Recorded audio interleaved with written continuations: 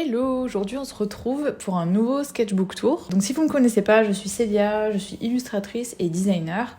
Et aujourd'hui je vous présente un carnet sur lequel j'ai travaillé de août 2022 à mars 2023.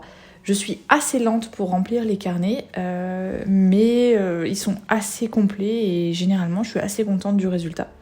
Donc ce carnet, c'est un carnet Tillman & Burn qui est assez spécial parce qu'en fait, il est de 3 couleurs différentes. Donc il y a une partie des pages qui sont en craft, une partie des pages qui sont couleur noire et une partie des pages qui sont couleur gris. C'était assez difficile à gérer parce que j'ai adoré dessiner et peindre sur la partie craft. La partie noire, c'était assez compliqué à gérer, mais c'était super intéressant. Et par contre, les pages grises, j'ai détesté. Donc l'avantage des pages grises, c'est que généralement, sur la fin du carnet, je note pas mal de choses. Donc là, par exemple, j'ai une anti-art block list. Je note des idées, je fais des petits croquis. Là, typiquement, je fais aussi des palettes de couleurs. Donc là, c'est toutes les gouaches Holbein que j'ai et dont j'ai fait le nuancier. Donc voilà, j'ai fait des nuanciers. J'ai aussi pas mal de croquis. Donc voilà, c'est pas la partie qui m'a fait le plus plaisir, mais vu que c'était l'arrière du carnet, ça me dérangeait pas trop. Donc j'avais commencé par une peinture à la gouache que je trouve très très chouette. Bon, la couleur rose pour un serpent, je trouve que ça fait un peu vert de terre, mais au final, les couleurs sont sympas, ça rend bien. Et le contraste est assez chouette. Et l'avantage avec le fait de peindre sur du papier couleur craft, c'est qu'il n'y a pas ces zones blanches qui ressortent là où la couleur de la gouache est un peu en transparence. Donc vraiment super intéressant. Ensuite, je pense que là, c'était en plein milieu de l'été, donc j'avais super chaud. Et j'ai utilisé de la gouache IMI. Donc c'est la gouache c'est gouache en godet super satisfaisante. Vous en avez une vidéo aussi sur ma chaîne. Par rapport aux gouaches de Holbein, je trouve qu'elles ne sont pas très opaques et c'est un peu embêtant. Enfin en tout cas, moi je trouve que c'est un peu embêtant. Par contre, sur ce papier-là craft, ça se voit moins qu'elles sont pas opaques. C'est une page que j'ai pas finie parce que l'objectif de cette page, c'était de mettre plein de visages, de dessiner plein de visages au bic. Après je l'aime beaucoup, je pense que je l'ai pas fini parce que j'avais un peu peur de louper des endroits, mais il faut que je me remette à faire des pages comme ça de visage au bic parce que c'est vraiment une technique que j'adore. Donc je crois que c'était des références sur Pinterest un peu random. Là je pense que j'étais dans une période où je savais pas trop quoi dessiner et généralement quand je suis un peu bloquée je pars sur un ensemble de formes qui me permettent en fait de débloquer un peu la créativité. Globalement, partir sur des formes un peu répétitives comme ça permet de pas avoir à réfléchir et juste de s'amuser avec la couleur. Donc là, typiquement, j'avais testé une nouvelle palette très pastel que je trouve assez chouette. Et pareil, sur le papier craft, je trouve que ça rend super bien.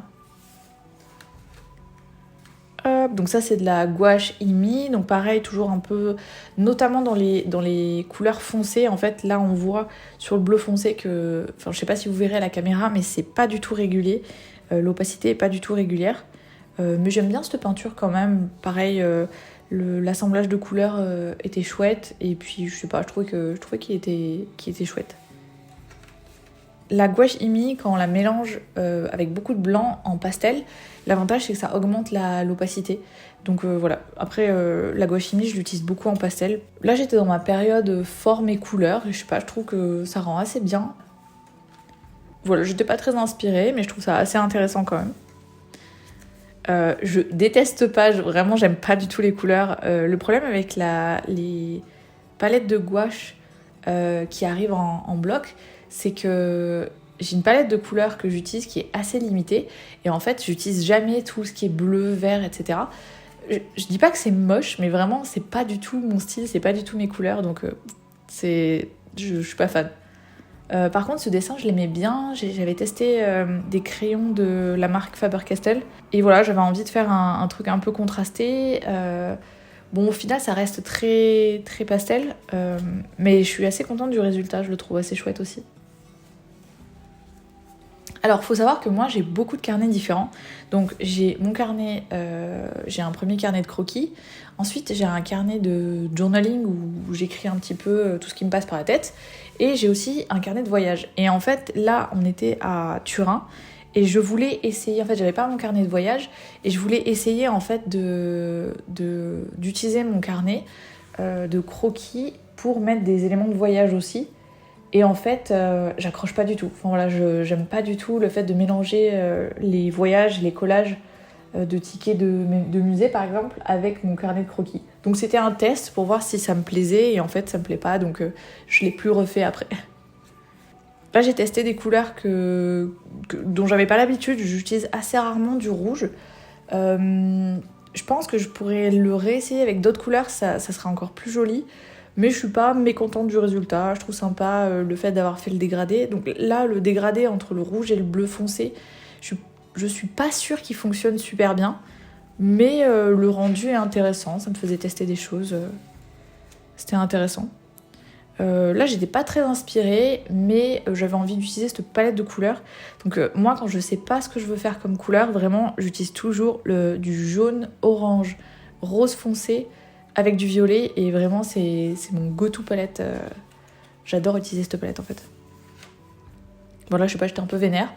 Du coup, j'avais fait un wording comme ça. Je m'étais un peu amusée. Alors là, c'est un mix entre... Ah oui, je sais. En fait, je pense qu'il me restait de la peinture de cette page-là. Et généralement, ça me fait suer de pas utiliser de la peinture et de la laisser, de la jeter quoi. Je trouve ça dommage. Donc là en fait j'avais essayé de faire, j'avais utilisé le reste de ma peinture et je suis venue dessiner avec voilà, le pen brush de Faber-Castell par-dessus. L'effet est assez sympa, ça fait un peu effet comics, donc les couleurs flat avec du lignage noir autour. J'adore cette double page. Donc celle-là, c'était le passage à début 2023. Comme ce carnet m'a tenu de mi-2022 à mi-2023. Donc là, j'ai testé une palette de couleurs très pastel et je me suis entraînée à faire des dégradés. Donc la forme n'est pas spécialement jolie, mais j'aime beaucoup, beaucoup le dégradé que ça fait. Et sur cette page-là, j'aime beaucoup... Alors je suis un peu déçue... Enfin, je trouve ça un peu dommage que j'ai pas réutilisé le jaune à l'intérieur pour faire ce dégradé un peu orange, du rose au jaune en passant par le orange parce qu'il est très beau. Mais je sais pas, je trouve que la forme des chiffres et puis je sais pas, cette double page, je la trouve très très cool. Et il y avait une petite note là, c'était Be gentle with yourself. C'est quelque chose que j'essaye d'appliquer au quotidien avec moi-même, mais des fois c'est pas facile. Voilà, j'aime beaucoup cette double page. Ah, en 2023, je me suis mis à faire quelque chose que j'adore faire dans mes carnets. C'est de faire des mini-cases de dessin d'observation. Alors, le dessin d'observation, c'est hyper chouette pour s'améliorer en dessin. Par contre, parfois, c'est un peu compliqué de le cadrer. C'est-à-dire que quand vous avez une pièce devant vous, en fait, vous allez devoir venir... j'essaie de vous faire le... En fait, il faut venir faire une sélection dans la pièce qui est devant vous pour pouvoir dessiner ce que vous voulez. Et en fait, mentalement, le fait de dessiner des petits carrés, ça me permettait de focus à un endroit, un détail que je voulais dessiner. Et en plus, l'effet que ça a donné, c'est que ça fait cet effet un peu BD, fouillis, tranche de vie, que j'adore. Et vraiment, je continue à en faire toujours aujourd'hui. Et je trouve ça trop chouette. Donc là, vous voyez, il y a des petits dessins de mes chats. En fait, à chaque fois, c'est... Là, typiquement, je crois que toutes les petites cases, elles ont été dessinées dans mon appartement. Vraiment, là, le petit nez de chat que je trouve adorable. Donc, toutes ces petites cases, elles ont été dessinées dans mon ancien appartement. Mais en fait, on voit pas le global, en fait. C'est vraiment que des petits détails. Et vraiment, je trouve ça trop, trop chouette. Alors, ce qui s'est passé, c'est que comme il y a 3 sets de couleurs dans ce carnet, et que généralement à la fin de mes carnets je fais des nuanciers de couleurs pour pouvoir me projeter sur comment vont rendre les couleurs, en fait je l'ai fait pour les 3 couleurs. Donc là typiquement on est à la fin de la partie qui est en craft, et donc là on a la palette de couleurs de la Imi Jelly Gouache. Donc de ce côté là c'est les couleurs pures sorties du godet, et de ce côté là c'est les couleurs pastel, donc mélangées avec de l'eau.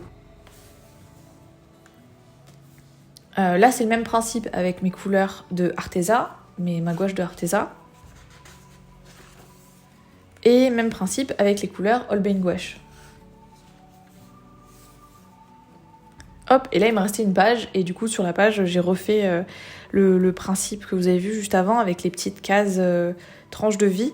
Alors au fur et à mesure, vous verrez, je sais pas s'il y en a beaucoup d'autres dans ce carnet-là, mais en fait au début je faisais juste des toutes petites cases. C'est très long à remplir et en plus c'est très très fouillis et on se rend pas forcément compte. Et au fur et à mesure j'ai développé le fait de varier beaucoup dans la taille des cases, ce qui permet d'attirer l'œil sur une case principale et ensuite de faire des petites cases détails en fait. Voilà. Mais cette page je l'aime beaucoup, je la trouve très stylée. Alors sur la partie noire, comme je vous le disais, j'ai eu beaucoup de mal parce que dès qu'on met une peinture qui est pas du tout opaque sur du noir, ça fait très sali en fait. Donc typiquement, là le jaune qui est pas du tout opaque, le jaune si vous ne savez pas, c'est une des couleurs qui est la plus compliquée à faire de façon opaque et saturée. Donc moi généralement je mélange toujours mes jaunes avec un peu de blanc, donc ça fait les jaunes sont moins saturés, mais du coup ils sont beaucoup plus opaques. Mais ici je l'avais pas fait et je trouve que le résultat est vraiment pas terrible à cause justement du manque d'opacité. J'ai testé un petit peu le fait d'utiliser mes Posca directement sur papier noir. Pareil, le jaune est vraiment pas très opaque par rapport au rose, mais je sais pas, je trouve que ça fait un effet un peu sympa, un peu néon. Donc voilà, je faisais des tests. J'utilisais le gel pen aussi. Donc, vous avez vu avant, j'avais fait une page que de gel pen blanc sur papier craft. Et donc là, j'avais envie d'utiliser le gel pen blanc sur le papier noir. Ça fait quelque chose de très contrasté, ça rend assez bien. Par contre, c'est très brut, c'est très flashy quoi. Donc là, j'avais testé de faire des formes géométriques avec des Posca. En vrai, de loin, ça rend très bien. De près, on se rend compte qu'il y a pas mal d'endroits où c'est pas très opaque, où les lignes, elles sont un peu... elles sont pas très nettes. Par contre, je sais pas, le résultat global est assez cool. Ça fait un peu Memphis style. J'aime bien le résultat. Ici, je testais de faire des patterns au Posca. Le résultat est pas si chouette, mais ça me permettait de faire des tests. Mais oui, concrètement, j'aime pas trop le résultat. Encore du Posca. Ici, j'aime bien l'idée, mais par contre, le rendu, je sais pas si vous le verrez à la caméra, mais pareil, les roses sont vraiment pas très opaques. Les jaunes, pareil, j'ai dû repasser dessus plein de fois. Et le problème avec le fait de repasser dessus, c'est que ça abîme le papier et derrière, ça fait des petites peluches qui sont pas très chouettes. Donc là, du coup, j'ai le nuancier de mes Posca. En fait, à chaque fois, le fait de faire un nuancier, ça me permet un peu de me projeter sur les couleurs parce que les Posca, c'est bien joli. En fait, on a la couleur on a la couleur du capuchon qui donne une idée, mais en fait, suivant le papier, suivant suivant le batch de Posca que vous avez acheté, ça va pas du tout rendre de la même manière sur le papier. Donc voilà, c'est toujours bien de tester son matériel sur le fond de son sketchbook. J'aime beaucoup cette page. Donc en fait, cette page, c'est du collage. À chaque fois que j'avais un fond de gouache, ce qui s'est passé, c'est que j'utilisais un fond de gouache sur du papier à part. Donc en gros, je venais juste peindre des grosses zones d'aplat de couleurs. Et après, j'en ai découpé des formes pour pouvoir faire un collage. L'exercice est assez détendant, c'est assez chouette, ça permet de débrancher un peu son cerveau. Et en même temps, je trouve que c'est une bonne façon pour expérimenter sa créativité, pour tester des choses, c'est assez cool. Alors ensuite, ce que j'aime bien mettre dans mes carnets, c'est souvent des tests que je fais. Alors en ce moment, j'en fais pas trop, mais quand je fais de la linogravure, des fois je fais des tests de la linogravure dans le carnet. Ici, en fait, c'est des tests de papier sticker que j'ai fait. Donc j'ai acheté une Cricut. La Cricut, c'est une machine qui permet de faire des découpes. Donc vous imprimez les stickers avec votre imprimante et en fait la Cricut va venir découper les formes que vous avez pré-paramétrées. C'est des stickers que j'ai déjà fait en fait en version non holographique. Et là j'avais acheté du papier holographique et j'avais envie de tester. Et franchement le résultat est assez chouette. Je sais pas pourquoi finalement je l'ai pas finalisé. mais je trouvais que le résultat était très très cool. Vraiment là, la version j'aime avec des petits fragments holographiques, là c'est super beau. Sur ce côté-là, je trouve que ça fonctionne un peu moins. La version hyper pailletée, je trouve qu'elle fonctionne bien. Donc voilà, dans mes sketchbooks, ce que j'aime beaucoup faire aussi, c'est documenter les recherches. Donc là, on peut voir, il y a des petites notes. En fait, c'est des notes à moi-même pour à chaque fois que j'expérimente quelque chose, que j'expérimente un papier pour sticker, que j'expérimente une palette de couleurs ou quoi, je prends des petites notes pour me rappeler en fait de l'expérimentation que j'ai fait et du résultat de cette expérimentation. Mais le résultat est assez chouette. Là, j'ai fait un petit test de Posca, mais de façon un peu plus lâchée en fait. Au lieu de faire un seul aplat de Posca, là, l'idée c'était de mélanger un peu les Posca pour faire un effet un peu impressionnisme. Bon, au final, je suis pas hyper contente de ce dessin-là, mais je pense que c'est une bonne piste et que je peux réutiliser cette idée-là. Donc là, j'ai voulu faire un test des petites cases de BD, mes versions gel pen blanc. Et en fait, avec le gel pen, on peut très difficilement contrôler ou maîtriser le contraste. Donc je suis vraiment pas fan du tout du résultat. Et en fait, je l'ai fait qu'une fois, je crois, parce que j'aimais pas trop ce que ça rendait comme résultat. Là, c'était des petites idées de stickers. Donc j'avais bien envie de faire des stickers pour bullet journal. Au final, je l'ai jamais fait, mais c'est une idée quand même qui me trotte dans la tête parce que j'aime bien le fait de faire du journaling. Là, j'ai pas mal de tests aussi sur les... typiquement, ça, c'est plein de gel pen blanc et vous pouvez voir les marques en fait à chaque fois que je testais. Concrètement, j'ai pas... Pour l'instant, celui que je préfère, c'est le Pentel Pigment Gel Ink parce que je trouve que c'est celui qui est le plus pigmenté, le plus opaque. Hop, alors ça, c'est des tests qui sont pas du tout concluants, mais c'était intéressant à faire. En fait, je voulais tester de faire un grand sticker de papillon avec à moitié holographique, à moitié coloré. Bon, au final, c'est compliqué parce que la Cricut, elle aime pas du tout les tout petits détails sur papier holographique. Mais voilà, du coup, c'est un test et au final, je le referai pas parce que ça fonctionne pas, mais j'ai documenté ce test ici. Donc là, pareil, on est à la fin de la partie noire du carnet. Et donc, on retrouve les nuanciers. Donc là, vous voyez que l'opacité, là, c'est hyper flagrant, en fait, que l'opacité des couleurs brutes est bien inférieure à l'opacité des couleurs une fois mélangées avec du blanc. Typiquement, tous les verts, tous les jaunes sont vraiment très peu opaques. Alors qu'une fois qu'on les mélange avec du blanc, on atteint une opacité qui est assez intéressante. Donc là, toutes les pages qui suivent, c'est des nuanciers. Donc là, j'ai fait la même chose avec les gouaches d'Arteza et les gouaches de Holbein. Et là, on arrive sur la partie grise. Donc la partie grise, c'est vraiment ce que je vous disais, c'est que c'est une couleur qui est vraiment pas terrible, notamment en termes de contraste. Enfin, en tout cas, avec mon style, ça fonctionne pas. Donc je l'ai beaucoup utilisé pour des notes. Ça m'arrive parfois de prévoir de participer à des challenges de dessin. Donc là, typiquement, c'était un challenge 20 jours, 20 pages de carnet.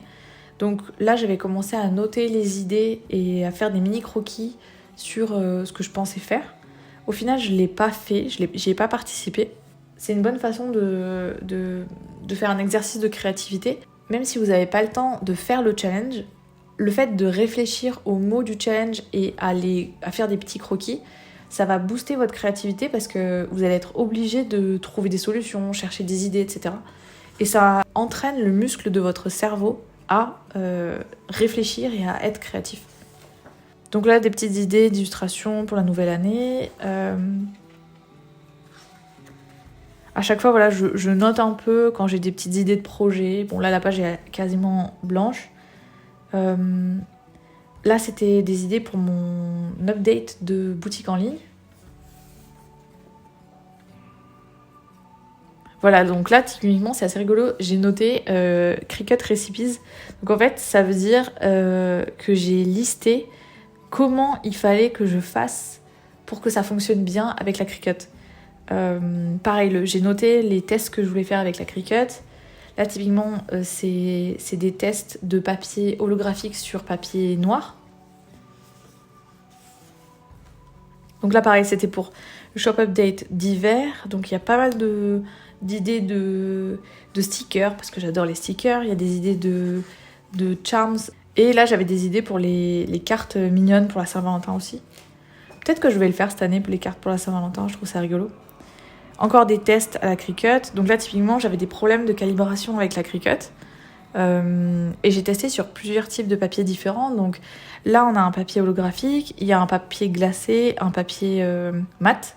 Là, en fait, on est à l'envers. Donc, pour vous expliquer un petit peu, je commence par le fond du carnet.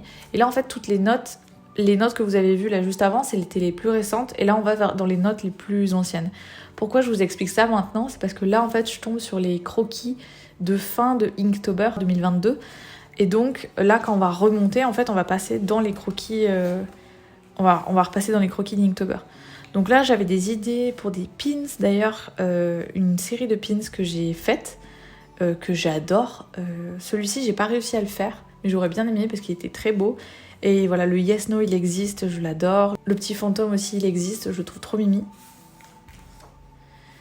Et donc là, en fait, là, vous avez plein de petits croquis pour les idées que j'avais pour Linktober. J'ai pas forcément besoin de faire le dessin en entier de Linktober pour avoir... En fait, j'ai besoin d'avoir une piste de ce que je veux faire. Donc là, par exemple, si on prend le terme radioactive, en fait, je suis venue dessiner un peu des motifs que j'avais en tête pour ce principe-là.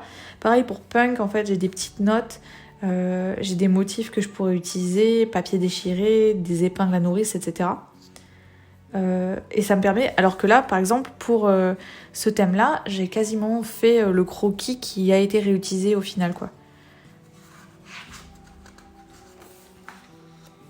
Hop, ça c'est encore de Linktober. Là, je réfléchissais un petit peu à l'organisation. Donc en fait, pour Linktober 2022, j'ai fait des doubles pages sur des thématiques. Et donc l'idée, c'était de travailler la composition aussi. Donc là, par exemple, j'avais une idée, c'était de faire des polaroïdes sur toute la page. Le fait de faire une espèce de miroir encastré. Donc voilà, j'avais bossé pas mal la composition. Cette composition-là, au final, c'est celle que j'avais utilisée pour le mot Magical Girl. Et voilà. Ça, c'était tous les petits croquis pour Linktober. Encore des stickers, toujours des projets de stickers. En fait, j'adore les stickers, donc j'ai toujours des projets de stickers en tête.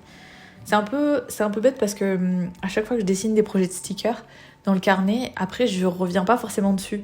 Alors qu'il faudrait que je les documente quelque part pour pouvoir tous les avoir au même endroit, en fait. Parce que là, j'ai 4 ou 5 carnets différents dans lesquels il y a des idées de stickers. Pareil, encore des idées pour le shop update. Et là, c'est des petits croquis que j'avais fait pendant une session de Donjons et Dragons, je crois. Et au final, je l'avais fait sur une feuille blanche. Donc, je suis venue découper la feuille pour venir récupérer les croquis et les coller dans le carnet. Donc là, pareil, au final, j'avais mis un petit papier calque dessus pour protéger, pour pas que ça bave, que ça transfère sur la page d'en face. Hop. J'ai souvent mon carnet de croquis sur moi et quand j'ai pas forcément envie de dessiner mais que j'ai envie de réfléchir à des idées, eh bien je note en fait toutes les idées, je fais des petits croquis rapides pour des idées par exemple là c'était des idées de gouache, les idées de stickers.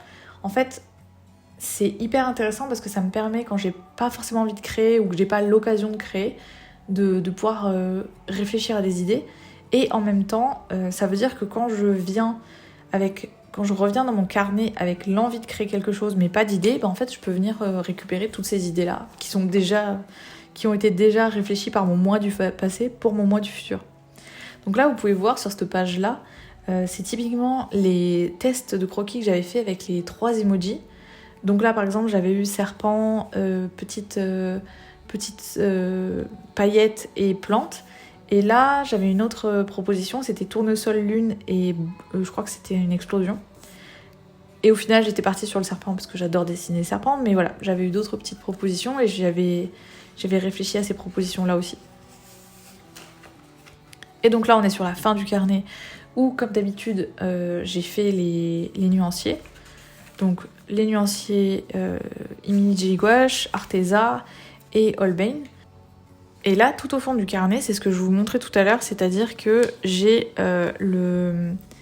j'ai des notes. Donc là, typiquement, j'avais des listes d'idées de dessins. Et là, j'avais collé un dessin que j'avais fait, que j'avais reproduit après sur une plaque en verre.